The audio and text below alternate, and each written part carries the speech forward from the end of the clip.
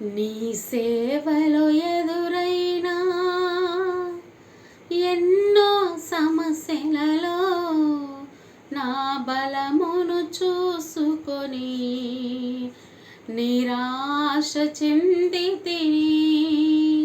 నీ సేవలో ఎదురైనా